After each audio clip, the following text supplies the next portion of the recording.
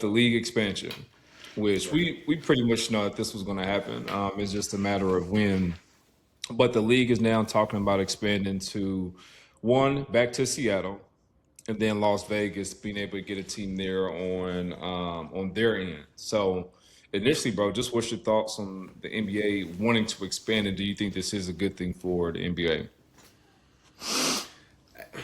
I mean, I would be excited for an expansion. I don't feel like it's a necessity at this point in the NBA. I Yeah. think that we're okay with the 30 teams that we have, and if they do expand, I think that you still need to expand it to an even number of teams. So, um, if Um, you're going to make that expansion, I would like to see them go ahead and expand to both Vegas and Seattle, and then you restructure the conferences so that way we have an even 16 teams in across both conferences, or you utilize this as an opportunity to restructure playoff standings because we've talked yeah. about at length exploring the idea of maybe just doing a 1 through 16 regardless of conference standing, Conference standings. so Yeah. that way you get the best out of the playoff matchups. So for some of those reasons, I would be interested in seeing an expansion. I would love to see Seattle franchise return to Seattle. I think they are a basketball city That'd be super starving nice. for a team. Yep.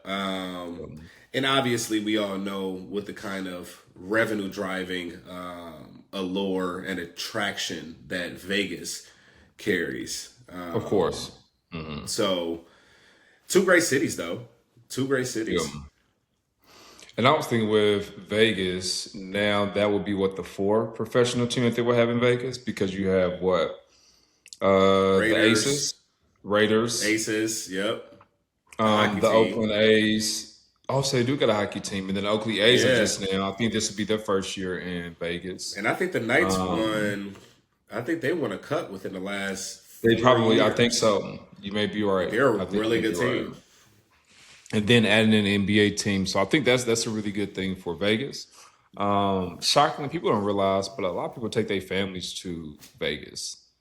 So that's also a good thing for the city. And, Okay. there's a lot that still happens from a sports standpoint, though, in Vegas. Like, you got Outside of the strip. your, outside of the strip, like, you get your Summer League that happens in Vegas. You get Yep. USAB that happens often, the training camp and all that preparation happens in Vegas. You still got Nationals that runs through Vegas. There in Orlando has always been two of the biggest points of Yep. AAU when it comes to national outside of the EYBL circuit now, which is in Atlanta. But overall, I think those are two great cities. Seattle, um, they've been really, really dying to get back, and there's a lot of guys in the NBA from Seattle.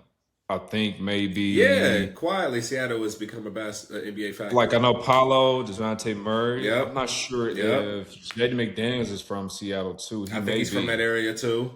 like And Seattle. those are just I the think he may household be. name guys. So there's quite a few, but overall, I think it's good for the league. You and I, we've talked lengths on players who just have not been able to get a certain opportunity because of the Mm.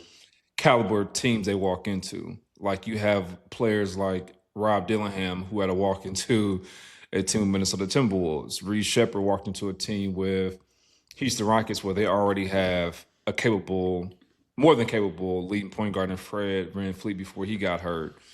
Dylan Harper, who goes into a Spurs team that he's Yep. behind an all-star in De'Aaron Fox, where these guys that could play, and I'm not saying it's wrong that they're learning and playing within the system, but you don't get to have sometimes maybe those same mistakes opportunities just because again I think the talent is so spread across the league that it Yep. is hard to probably sometimes find guys minutes, especially if you're on a contending team.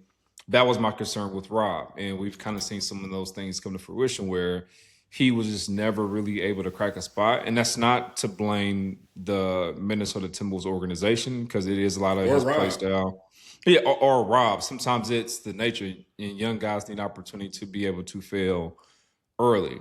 Now, I think to be able for those guys to have that kind of that loose rope, you got to be on the team where you have the green light, where you have the ball, where you Hmm. can make mistakes. Like with Cooper Flag, he's able to make mistakes in Dallas. He's able to. So I Conky think it's Nipple, great for yeah. I think it's great for the league. Con Nipple, he's another guy who Yep. no In one. real I'll time. be honest with you. I don't know who expected him to do what he's doing now. I certainly Now, is it didn't. benefiting him? Yep. But I don't think everyone was like, oh yeah, Colin Knipp was going to go there and instantly make an impact. But I think it does help give guys an opportunity to go and really just stretch their talent.